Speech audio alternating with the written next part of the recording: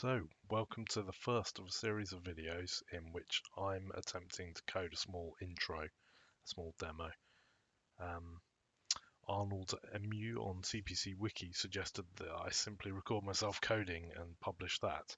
And whilst I'm not sure that if that will actually be interesting enough or whether I'm really up to live coding Z80, I thought that I could at least edit it a little bit. If I end up bashing my head against some problem for too long, I end up looking too stupid, or maybe I want to switch to another program to sketch out an idea and explain something. So I think I can make a video that will work that way. So this is the first of an attempt to do that. So I want to focus on the size aspect of the intro. So I've been inspired by the 4K intro video. If you haven't watched that yet, go and check it out. I watch all of the 4K intros I was able to find for the Asesprite-CPC, and that's a great starting point, great inspiration. So yeah, as I said, I want to focus on the size aspect. I'm going to start with a really simple concept and then get something working, and then I'm going to start to try and find ways to optimize it. And I'm sure the shape of it will change as I go, as I realize actually maybe this is too ambitious, or actually I've got some more space, I can do something interesting. I have got a size in mind that I'm aiming for, but I'm not going to state that to start off with, and we'll see how we go. So my core idea is inspired by a 4K intro that I saw that used dots to form some letters, and I thought actually I could just use a similar effect. It's quite simple. I could create a simple intro that sends some greetings and messages.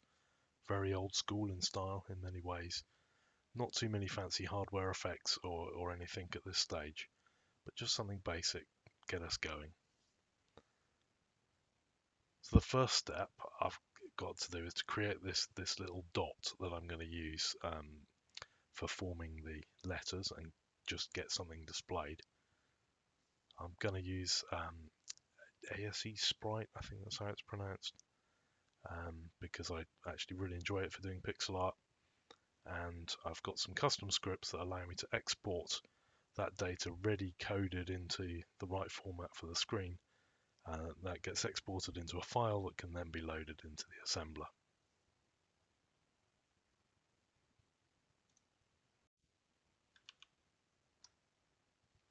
So first of all, I've got this Asesprite set up. I have got the CPC palette loaded, and I'm just going to have a think about making a little dot really that's going to be displayed.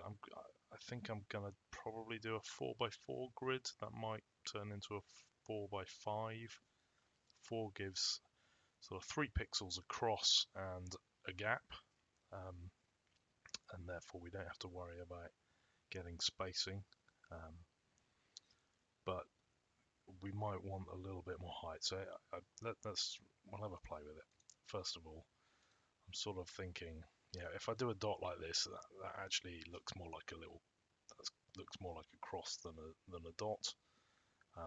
I've gone for square pixels, so mode 1. Square pixels makes it a bit easier to get a shape. I'm not thinking of doing lots and lots of colors, but I want it a bit more interesting than just a black and white one. So I thought that mode 1 would be a good start. And I think if it's this small, then in effect the point of this is that there are lots of dots to make up the image. So if I create one that's more a sensible sort of width, I can just mock up what I'm thinking.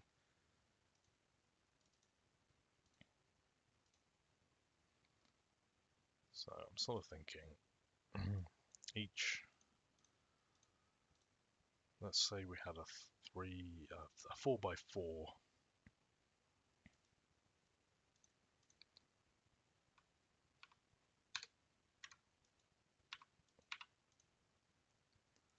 4x4 space. Let's just go with that. What I'm sort of thinking that is that each pixel of the letter of a letter would appear in there. So,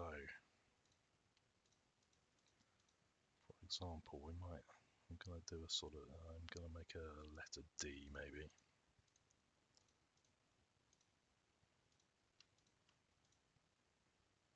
I don't know.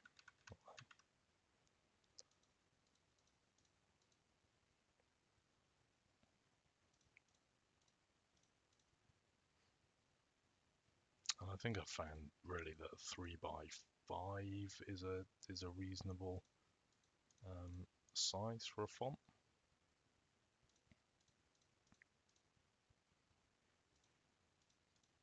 And one option would be to use the system font, which is what some intros do. We could actually take the system font and look at the bit pattern in it and interpret that and just draw that as dots. So yeah, I was thinking this is one sort of option. That's a 3x3 dots making up a letter that is 3x5 in size. That's sort of one option. I'm not sure about that size of dot. I think that dot's going to look a bit too much like a plus. So I was thinking something a bit more like that. That gives us a little bit more space. I like the idea of this being 4 wide because that's a nice regular number of pixels. Right? That's in fact that is 1 byte in mode 1. So that feels like that's sort of about where we should be. I think there is then a question about whether I get an extra row or not, but gonna just experiment a little bit more.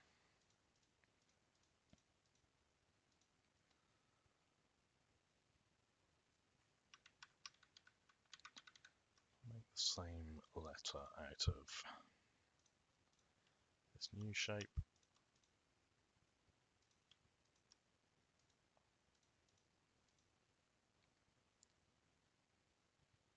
That's interesting. Potentially doesn't look too bad if they join up vertically like that.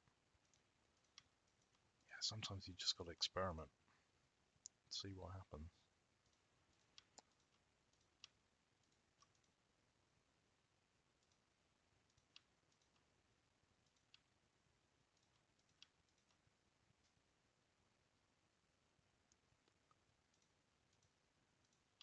I mean, I could just copy and paste this, but there's part of me that just likes colouring in pixels. So one of the things I can do here is just start messing about with a bit of colour and get some idea there. So paint bucket, don't want contiguous, I'm just going to change.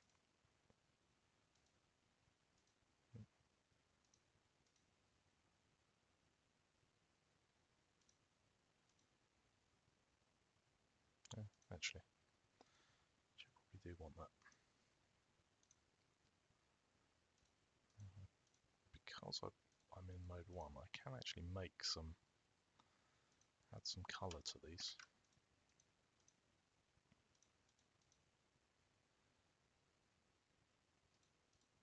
Got 4 colours available.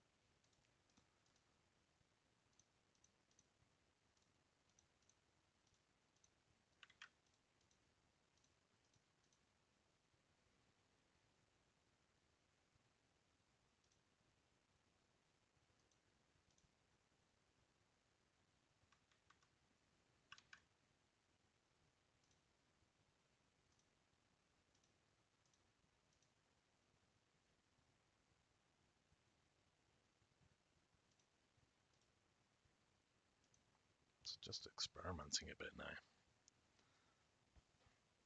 That sort of looks quite interesting actually. There's something about that I quite like.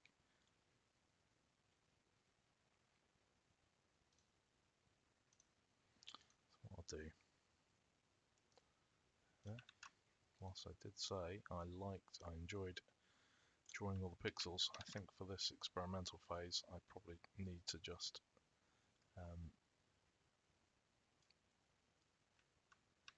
make a couple of variants and adjust those, just play around a little bit more.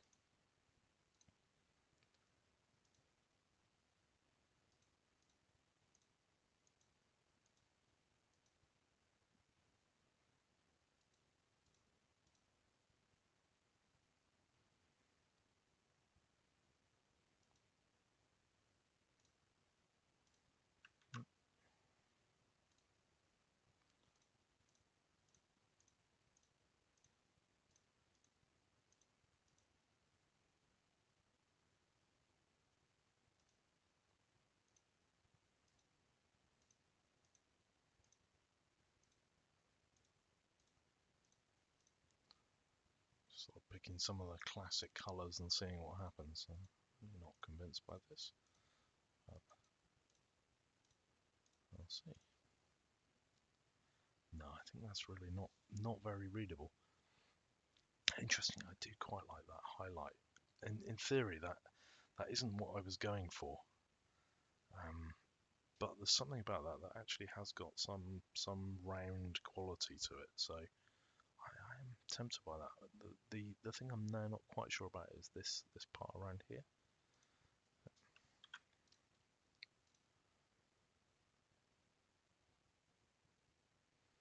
So I mean, having put a pixel in that corner, it's sort of made me wonder whether I can just do something similar.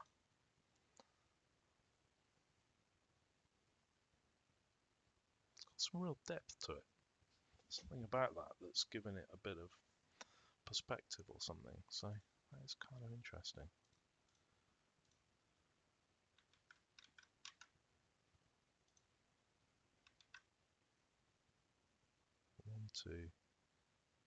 One, two, three, four, five. Too many colours. Too many colours.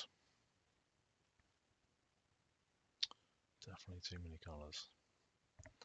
So that isn't gonna work.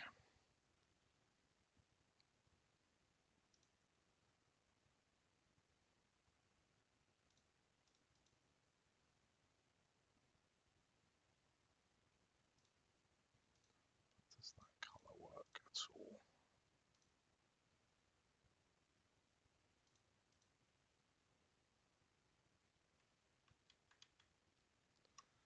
It's a shame really, because that does look quite cool.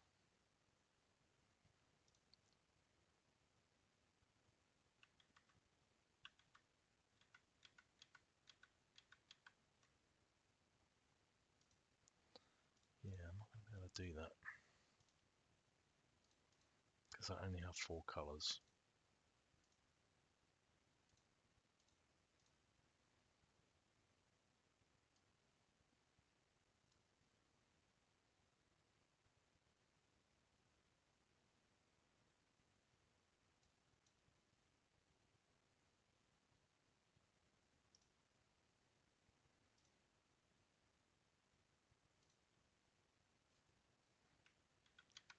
Reality is there's only so many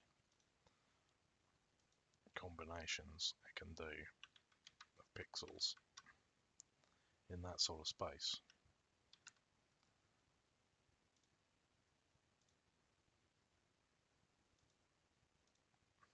Well, the problem with that is that they will all end up joined together.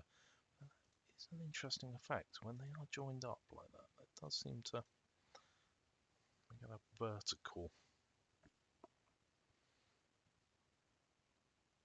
I quite like this.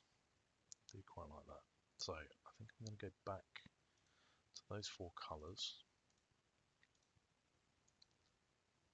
Start, and then I'm going to pick other shades and just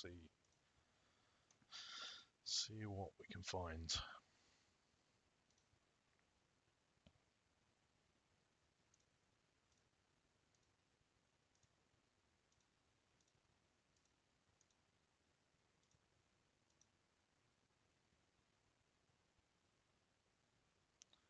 need something brighter then in the middle here. So if I'm going to use a white, a yellow like that.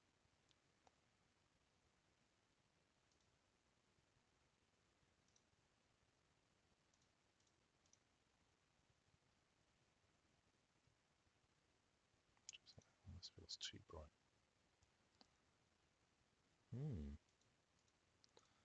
Interesting how that's just changed that. The feel of that.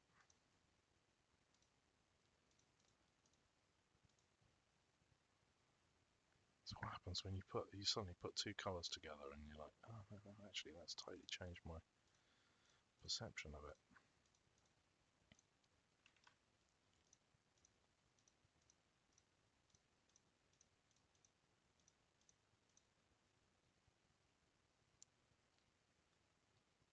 Even, to be honest, even that looks much better than that. Yeah, nice. I think this might be getting somewhere.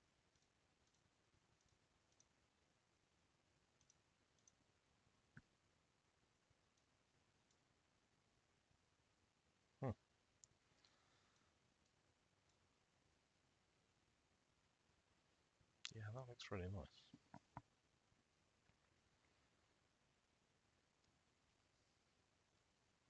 That does look nice. So I'm gonna copy that again and see if I can, how versatile that shading pattern is, because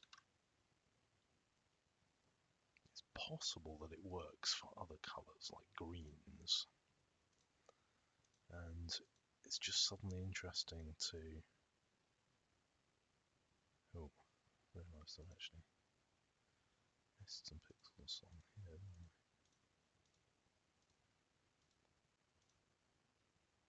Nice. Yeah, it's interesting to see how versatile this is as a pattern. I've now found these sort of dots. Will that survive different color schemes? Is that, I might not have the space to do multiple colors, but I might end up with the space to change the palette a little bit. And if I did that, can this hold up to it?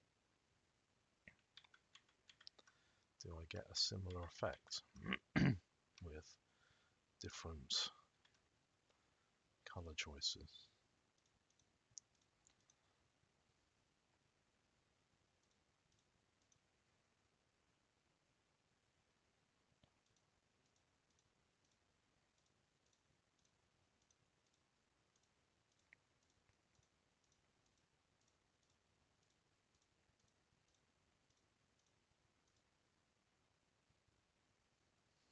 Yeah, I do.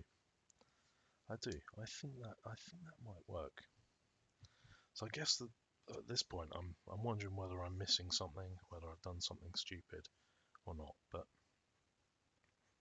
this seems like we've got 1, 2, 3, 4. So we only got four lines. That's actually going to be pretty straightforward from a drawing point of view. I've got 4 pixels, which is a single byte per dot. So actually, that's pretty straightforward. We've got a pattern that works well. I think I've got only 4 colors: black, that 4 colors. So yeah, I'm kind of happy enough with that, and I think I'm going to move forward. So just going to copy that and put that into my.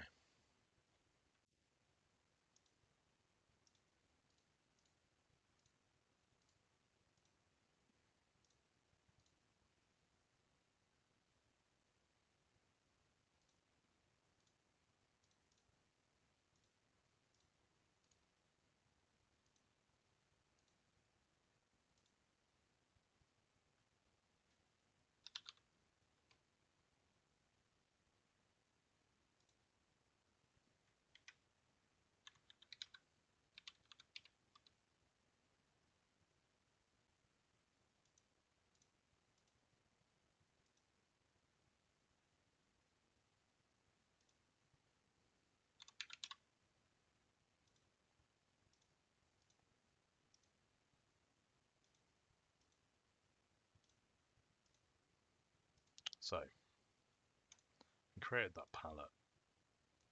I can load the palette, give the assembly, and then .asm, and save that. Now, that should be. I should now be able to go over to my assembler and pick that up.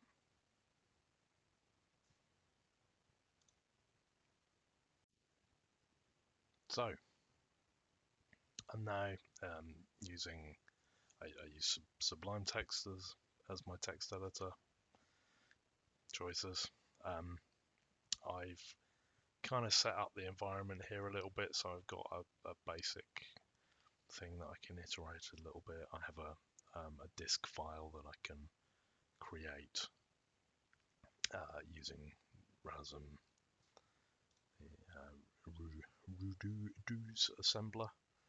I have a little shell script. I'm sure there's much better ways of doing this, and I just haven't put the effort into doing it.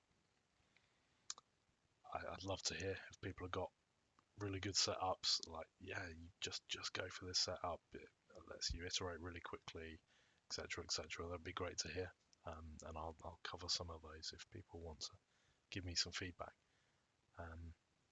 But all I've got here is just a little shell script, and because I'm interested in the size of the binary,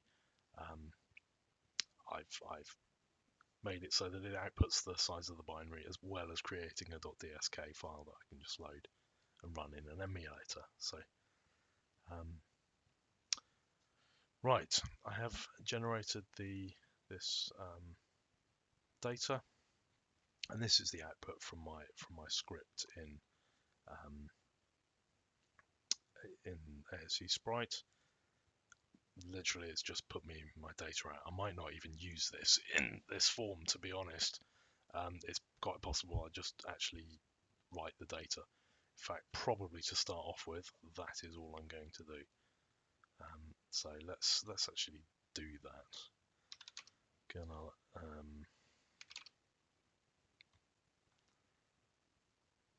I'm gonna load.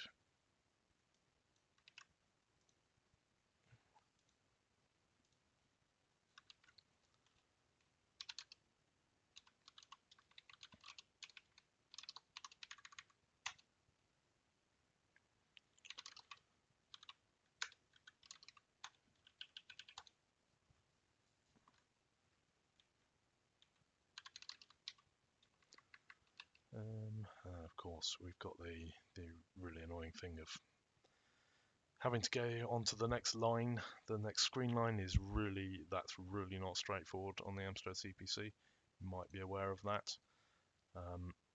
So this is the bit of code that gets you onto the next line. You have to add 800 hexadecimal to get to the next line, and you have to check whether it's overflowed or not. Otherwise, you can run off the bottom, and yeah, it needs to be brought into the 16K of memory that is the screen display. And so this will do that. I suspect that at some point we'll be able to optimize that quite a bit, and that we'll be able to do a bit better with using these. We'll be able to make some assumptions, I think. But anyway, for now, I will just use this. In fact, I'm even gonna, for this first part of this, I'm just gonna copy it into here.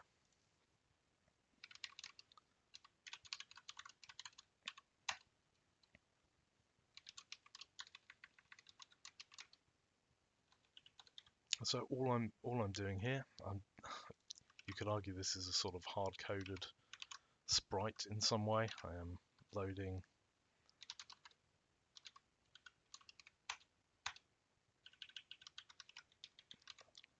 the values in, writing them to an address in memory, and they're hard-coded. I'm loading them into the accumulator and then writing that data into memory. So this is a very hard-coded sprite. I think that was one of the things that I liked the thought of with this, that actually, gotta do it the long way. That actually I could really have a very simple sprite and use that in multiple places to form a picture of some kind. That seemed like a good sort of call to make for an intro that is focused on size.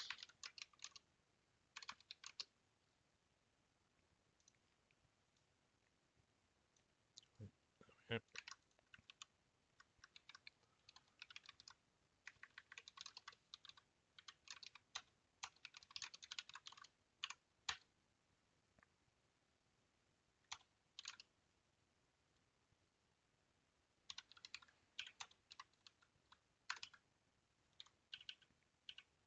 So I'm just going to add an infinite loop there once it's displayed it, because it will be done. One of the other things I'm going to have to do is clear the screen.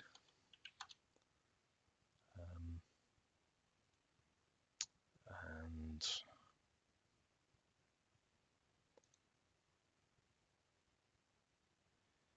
yeah, I'm sort of wondering, I noticed that some of the intros actually use some of the firmware routines to do stuff, because you can call into a firmware address and get it to do the work. I mean, I believe that's an allowable thing to do, right? So your executable is still small. You're relying on it calling out to firmware.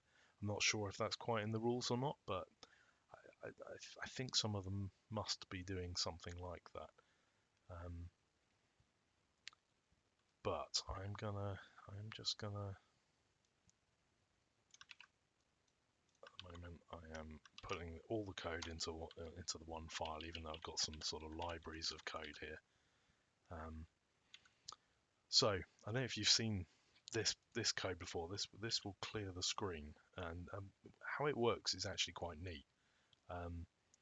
So we load the length of the screen, which is 16 kilobytes. So that's the hexadecimal value for 16 kilobytes, which is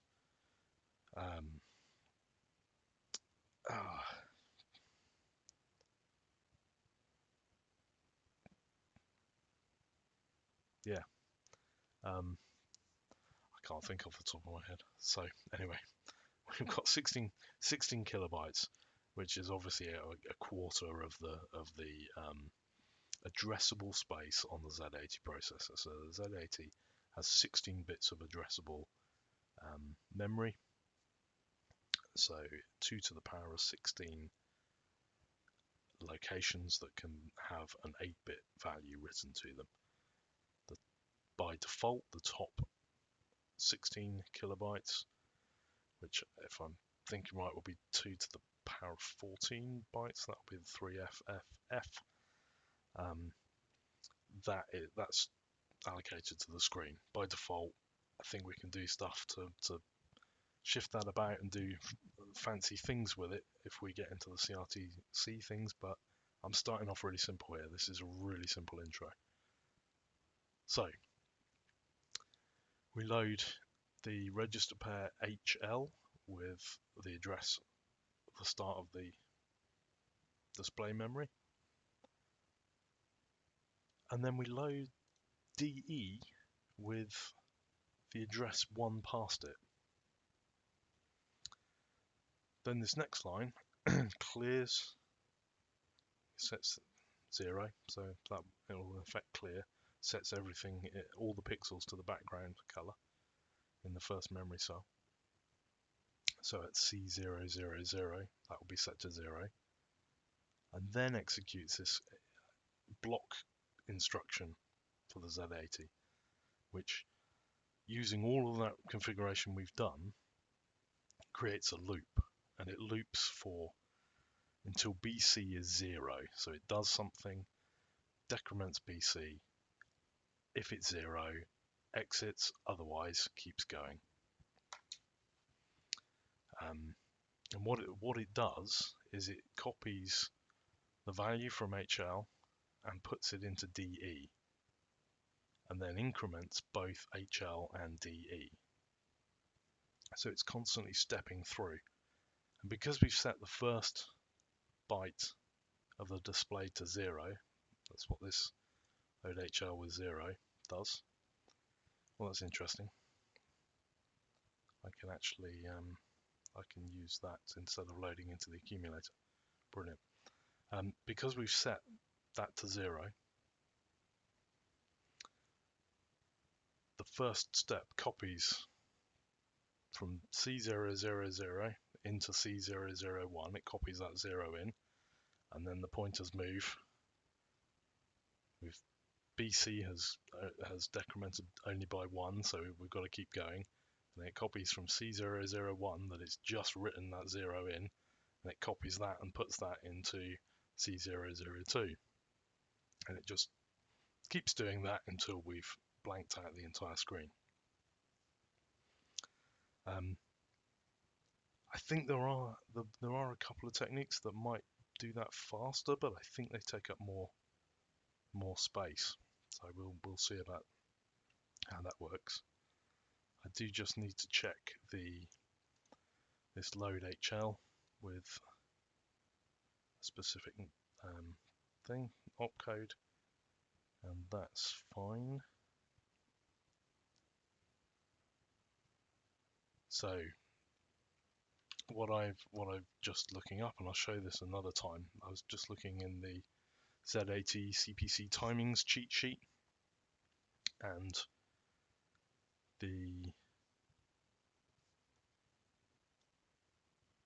we have a load HL with a specific number. So actually I'm just going to go through and I'm going to change that. Oh.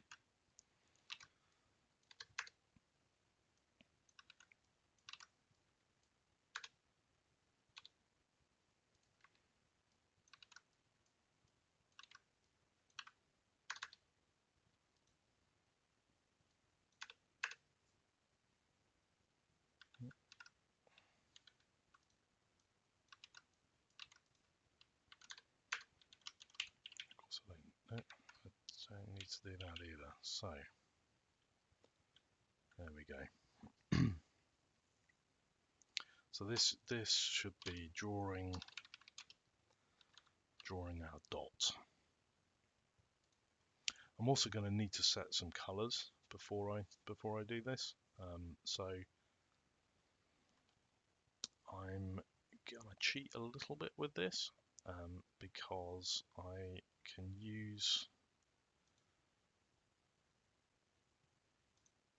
for the moment, this generates a little palette, and I have a bit of code that will read this table and set the palette to that. So I'm just gonna use that for the moment. I think I will use a slightly different approach eventually. And again, I'm just going to copy this code in.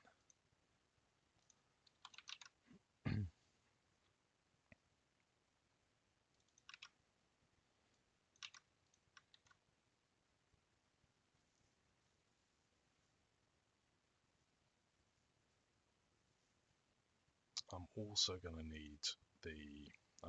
need to wait for the vsync. So I'm going to copy that code, and then our loop will be wait for the vsync to happen. Set palette. No, that set palette routine needs HL to have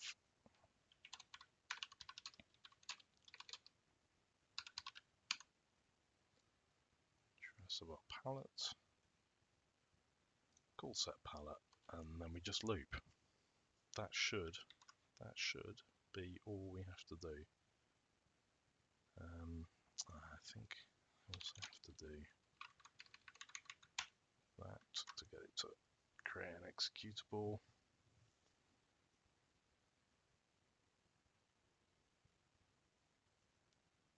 And I've set up a little build system in Sublime Text, so when I build, it runs the assembler and creates the files. Expression C00 not found in variables. Line 13. Oh yes, I'm still. Wow. I used to use Maxam back in the day, and Maxam uses that for hexadecimal, I think. And actually still a lot of other systems I use. If I'm using hex, it'll either be 0x or I'll be using an ampersand for it. So I keep sort of hitting that one. Right. So let's see. Right, that's built. So the next thing is to load that in the emulator and have a look, see what happens.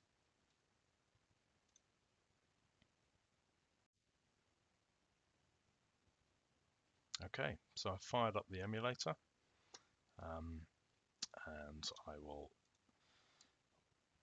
look at the disk, and we have a disk with a file in it, intro 1. So I'm going to run that. Hey, excellent. There is a little dot that looks like the little dot that we coded up in Asesprite, designed in Asesprite.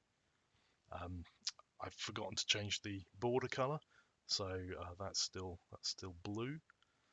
So I'll fix that now.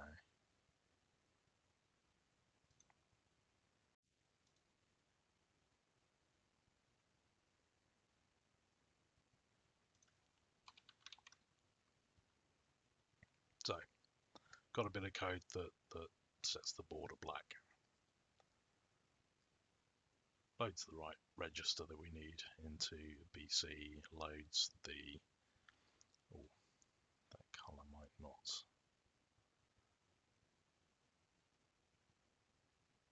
be the right one. I think I've got that actually set.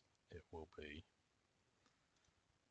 right, yes, this is the hardware color number. I'll just hard code it like that. So what we're doing here, a 5-4 hexadecimal is the hardware color for black.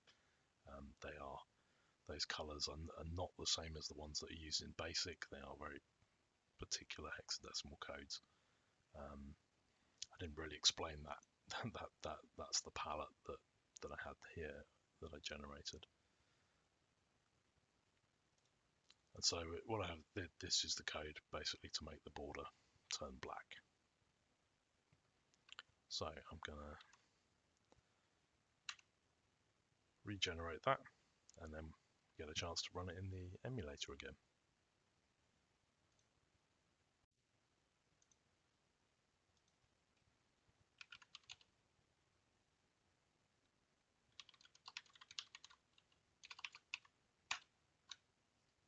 Hey, brilliant, there we go.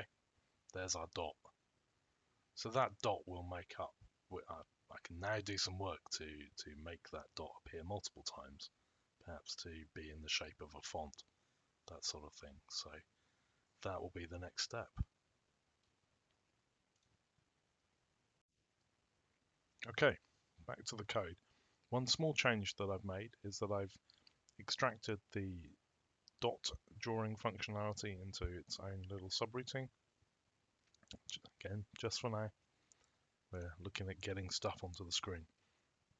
What I'm going to do is just hard code the letter A so I can see what that looks like and just begin to get a feel for whether this is something that's gonna work well or not. So the pattern that I'm going to do for the A is based on a font that I've drawn before, and I will show that in Asesprite in a moment. It's based on a 3x5 pattern.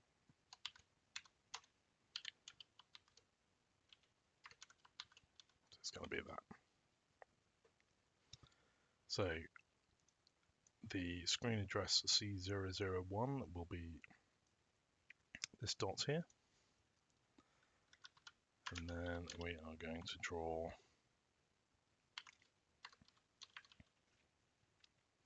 so the funny thing about the the screen lines, I'm going to put the starting address of each line for because we're going down four scan lines every time. Our starting addresses look like this.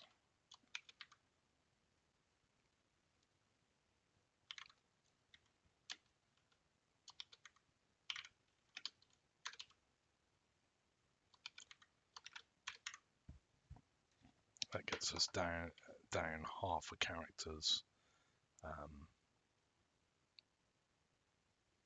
width every time.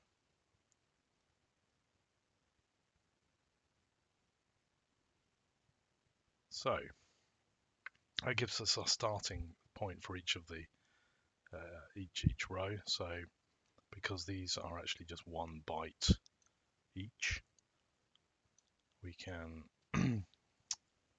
this first dot is at C001, this will be at E00, this one will be at E002. So get those drawn.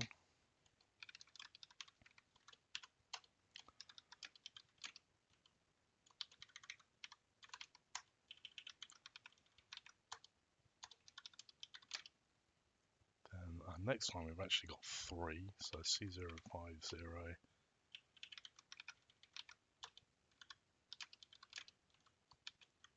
C051,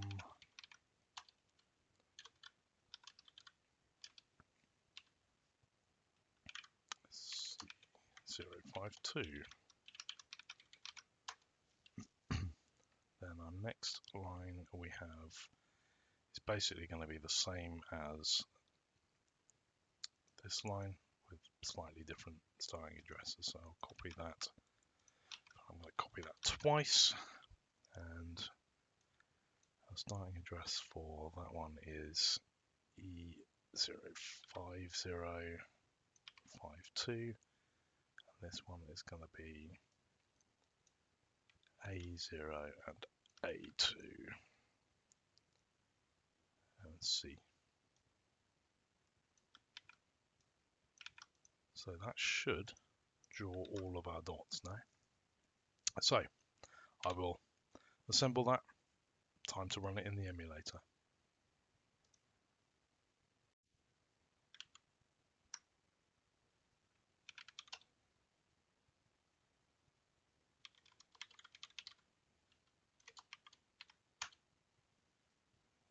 And there we go. There is our letter A, which I actually think looks quite nice. I'm quite pleased with that. I think that's gonna work well, and I think that's going to allow us to create. There's actually quite a lot of room across there to create a text message.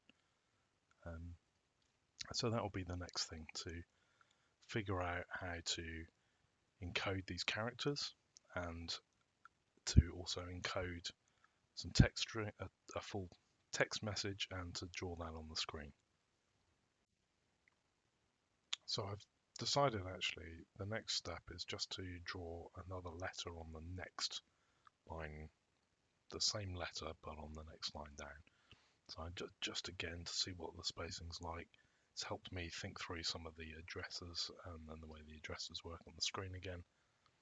So this is, yeah, this is bad code, but I'm going to duplicate that and draw the next line down. And the way that this works, the addresses are a bit further on.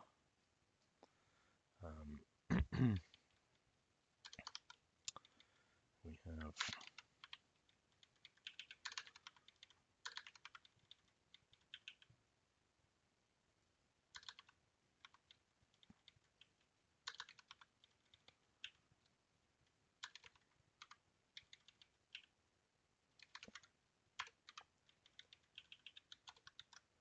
so all I've done is duplicated that drawing of an A. I've changed the addresses to the next line down, so we're actually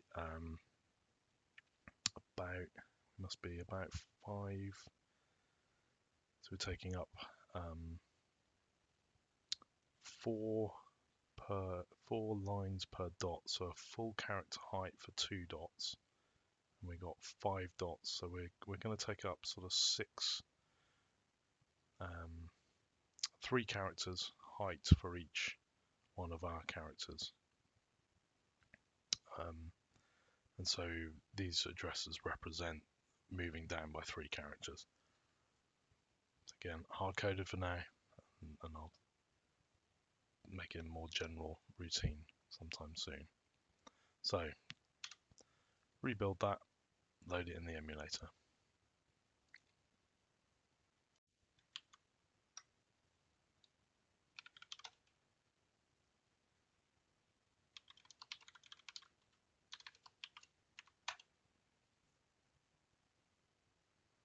So yeah, that spacing is going to work fine. Brilliant. Okay, so the next step really is to start encoding this font in some way and making a slightly more general drawing routine. So I'm gonna create we're gonna have a letter A as our thing, and then what I'm gonna do to start off with is just encode that font into bits here. So I'm going to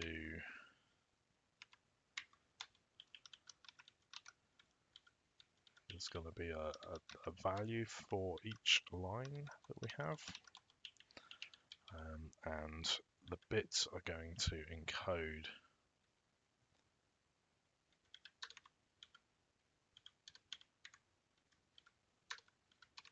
the pattern, and we'll begin to see actually here, here's the pattern. Now, I think there's an opportunity for some optimization here at some point, because we can clearly see that there's redundant space here. We're not using all of these sections, all of this section of the bytes really. We've actually only got 3 bits of data per line for each letter. So I know that we're going to be able to do some optimization there. But let's start with this. I think that's the right syntax for defining binary. Yep. So that's going to be our letter A. And then I'm going to begin to make a function called draw character. And it's going to draw a character to the screen. DE is going to be the character definition. HL is going to be the screen location.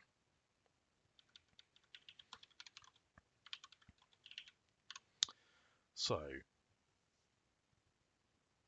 we've got DE is pointing to our letter. So when we actually call that, what we're going to have here, we're going to say something like this. We're going to say load HL with C000, and we want the C000 because this is a generic display of a character, and so it is going to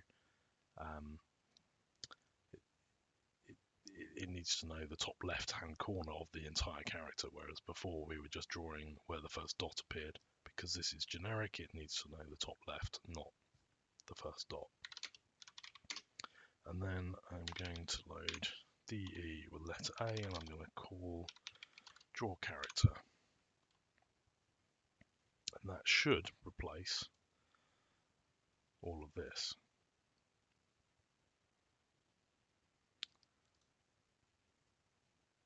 So we're going to have to draw 5 lines and 3 dots, up to 3 dots per line. So I'm going to allocate. I'm gonna set the B and C register pair to 5 and 3. So B is our outer counter.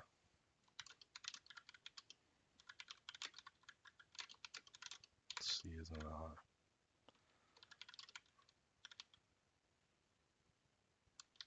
inner loop.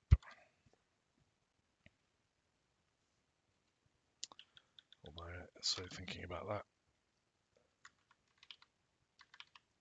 because we're going to need to reinitialize C every time round. We should just do those separately.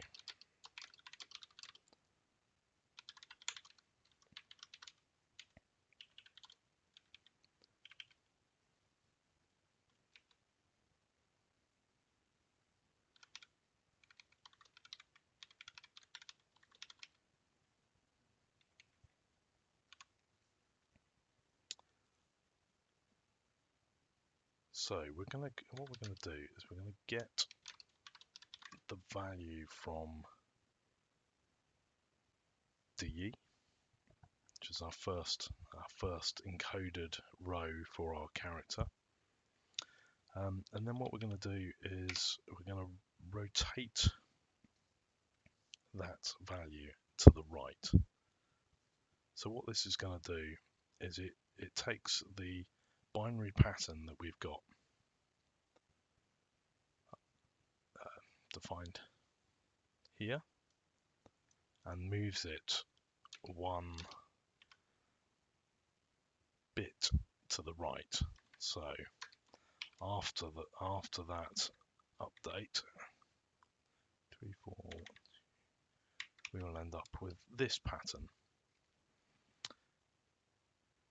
What happens to the bit that was on the end, the 0 that's dropped off the end, that goes into a special register called the carry.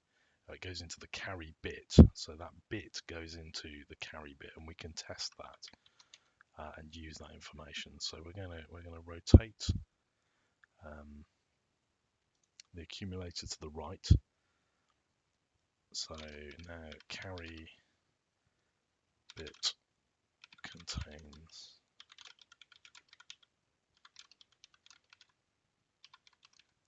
column, and then what we can do is we can actually just call, if we can do a conditional call to draw the dot.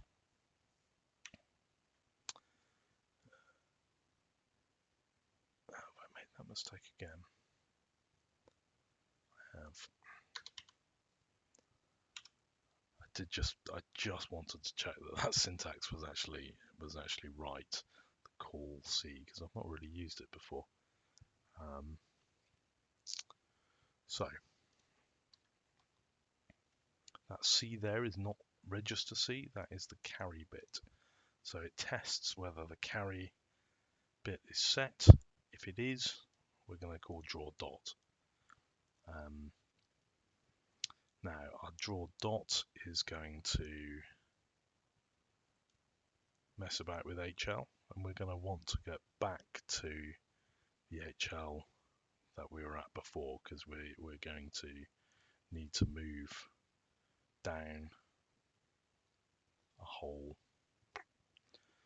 We're going to need to move down the full line each time.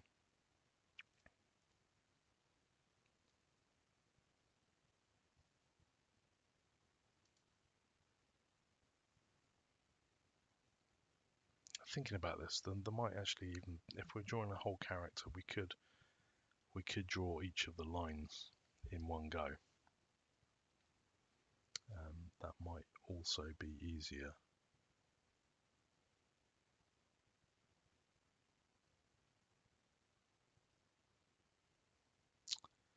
Yeah. What I'm going to do is I'm going to carry on with the direction that I was thinking for this. I don't think it's necessarily the best thing, but we're going to have to iterate anyway. And sometimes I think that getting to a destination just helps. Then you know it's possible. You've solved that bit. Now then the problem becomes a new problem, which is okay, is this the best organization? We're going to have to think about the optimization of this anyway. And so we could end up with something that's really quite different by the end to what we've had at the beginning. So I'm not going to worry too much about that for this point. I'm just going to keep going. We're going to loop through each column, draw a dot. We might have to do a bit of extra calculation to get to figure out the right line that we're going to draw on, but we'll get the answer. So this is not time critical code currently either, so I'm not having to worry about the timings. I'm not having to worry about the space yet. We can see the size of the binary is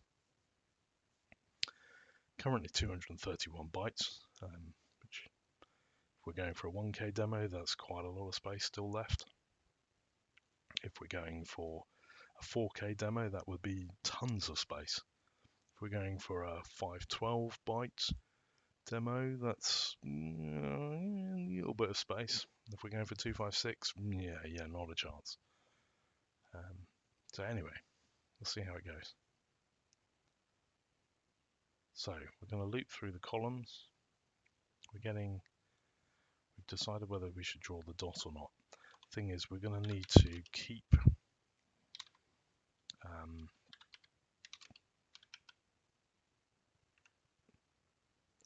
we're going to want our HL and our BC. So those registers get clobbered by the next line code. So as we're figuring out the next line to draw, BC gets clobbered as well. So we're gonna have to store BC and we're gonna have to store HL. So by the time we we get back here,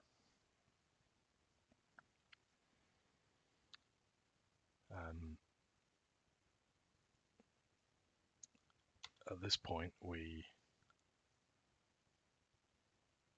we're going to want to do is we need to move HL on 1 because we're drawing in columns, just moving on to the next bit. So we're going to inc HL.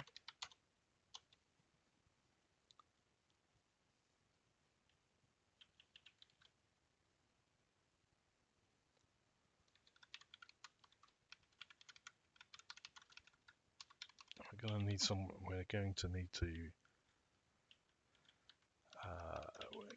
need to loop back somewhere to keep drawing dots. So we're going to decrement C. So inc HL, that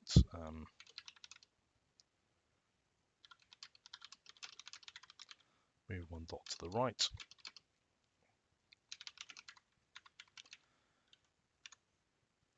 And then we are going to jump if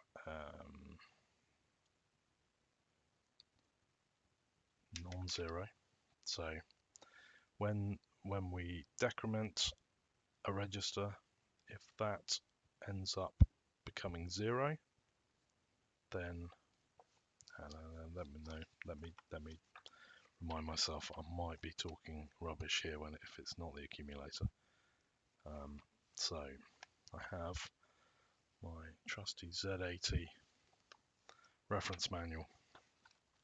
I got this when I was dreaming about building a Z80 computer. I was about 11 or 12, I think, and I'd seen a schematic or the pinout for a Z80 in the back of a Usborne publishing book, and decided that it was the most amazing thing ever. And bought all the chips and drew out things, but in the end, like so many things in my life, I didn't actually build it. I got rid of all the bits for it, and then recently got back into all of this stuff and had to go and buy some new bits to have a go at making a computer, which I still haven't done. Right, so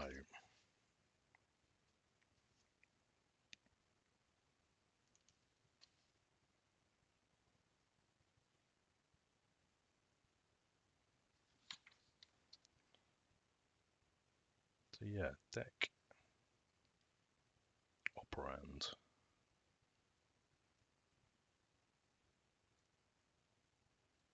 So deck R, which is deck register.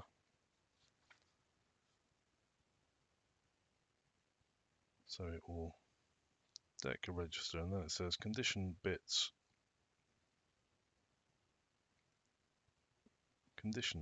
affected. Z, set if result is 0, reset otherwise. So we can use that to say if it's not 0, then we loop back and draw character column. So that should now allow us to draw the character column. I've got to make sure that we're not clobbering DE anywhere here. I think that it's okay.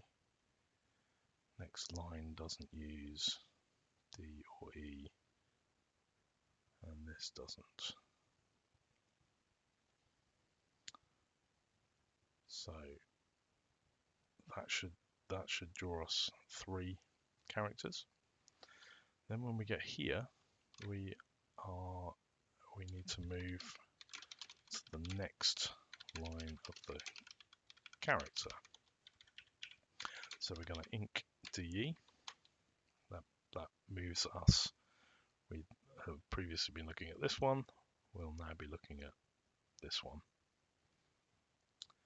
We need to deck BC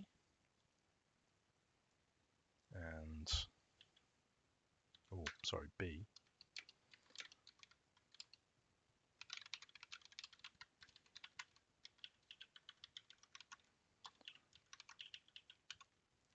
And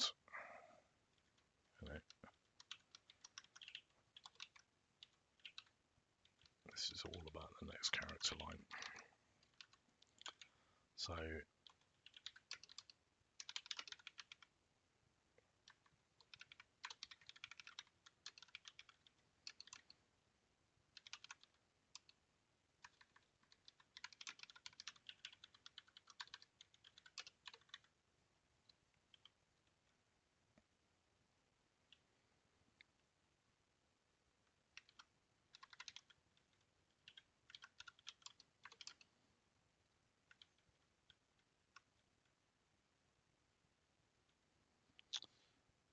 So again, if B is not 0, we haven't finished. So we're going to go back and we're going to draw the character row.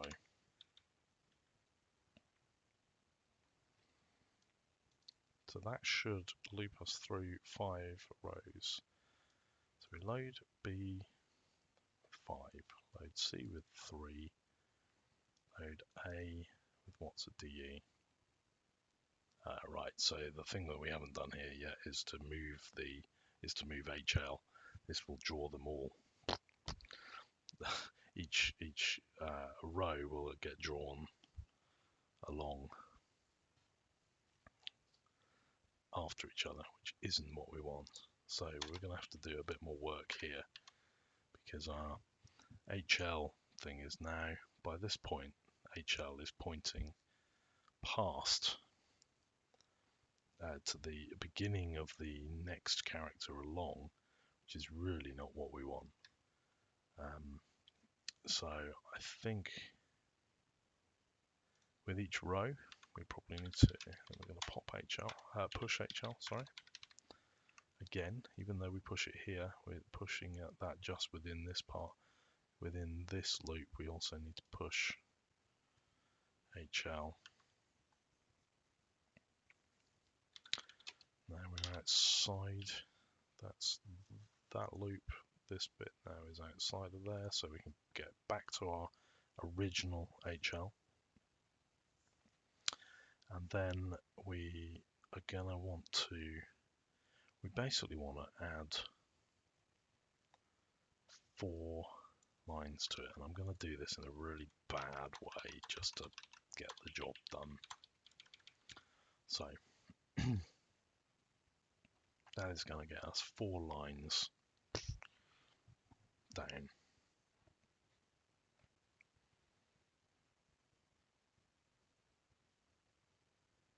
Is that what we want? Yeah. Yeah, because that gets us our next dot line. Then we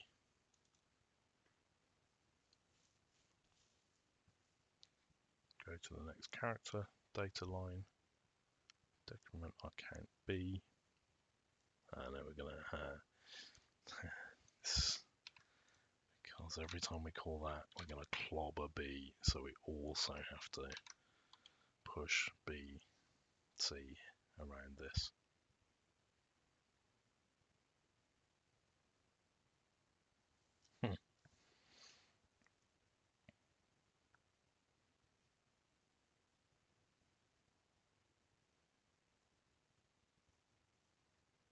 Yeah, okay.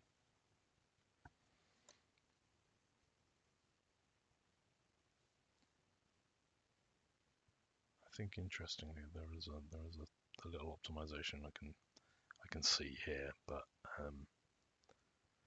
this is the really dumb, stupid, simple, naive, blah, it gets the job done, I think. So let's just check it compiles. It compiles. Now's the moment of truth. I'll go and try it in the emulator.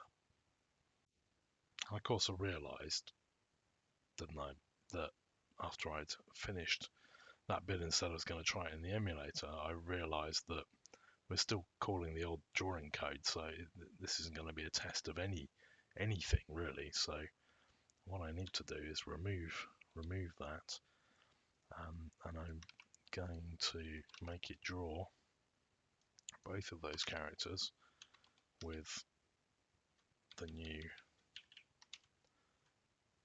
code. Right, there we go. Now I'm going to go and try it in the emulator.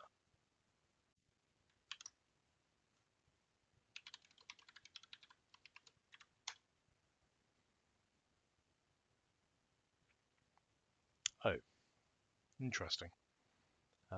Yep, I mean, it's doing something, right? So it is displaying dots. It's displaying them kind of at the right vertical position that we're expecting there. And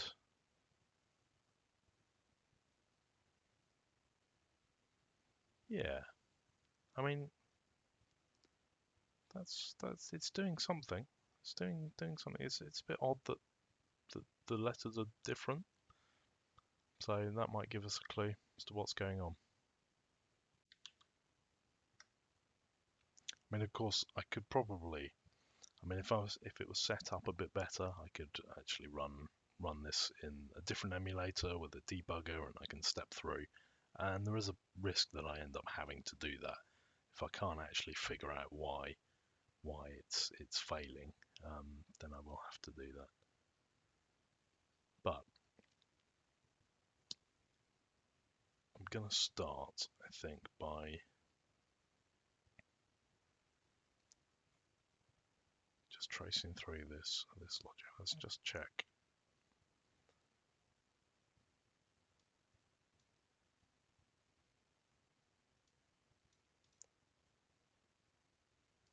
So we're going to shift this to the right. And we're definitely seeing it draw. For the first one, it's drawing these bits fine. So that makes me suspicious. I bet I know what's happened. We've almost certainly clobbered the accumulator somewhere in this, haven't we? Because, next line HL clobbers the accumulator. So we're going to have to just be a bit careful about that. So we're loading A with DE here, and we're expecting that to exist.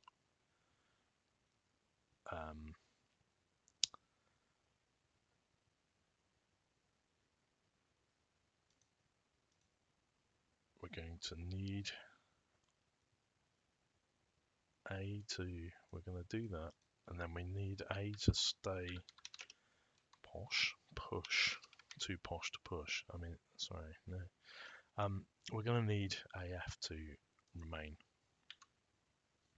We're going to need to keep that. So that then when we come back around here, it hasn't been clobbered by any other code in draw dot. Now, interestingly, because here it doesn't matter, because we're going to inc DE dec B, jump back up to here, which is going to load the accumulator again, so it doesn't matter at that point.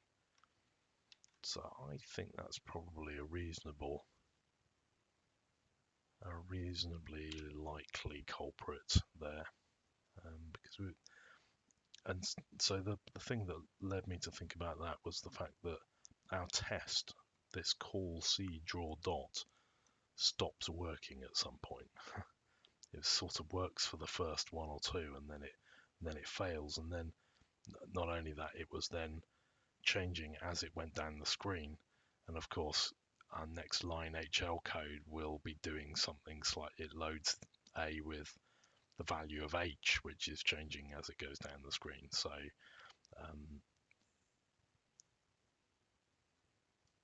yeah, it seemed like a guess. So let's build that, go back to the emulator, see whether that's fixed it.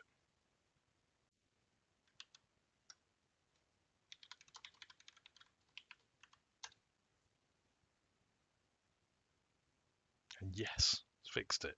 Brilliant. So now we can actually just draw a generic character that we've encoded somewhere, and we can draw that onto the screen in actually wherever we want. I could set that address to somewhere right in the middle, and it will draw a character. So that's a really nice step, and I think that's a good place actually to stop for today. So just a bit of a recap. What I've done: created a little sprite, if you want to call it that, little image in Asesprite that we're going to use as a little dot to make up like a dot matrix font, and we've written some code to display that on the screen, including generically encoding the font and displaying the dots in the right place. It's still all a bit hard coded, to be honest, and there's tons of room for improvement. It's very naive code. There are much better ways of doing this. I know that there's almost certainly the experienced coders are screaming at me going, oh, why do that? Why you just missed this and missed all sorts of stuff. That's almost certainly, like, I know that's true. I'm not a great coder,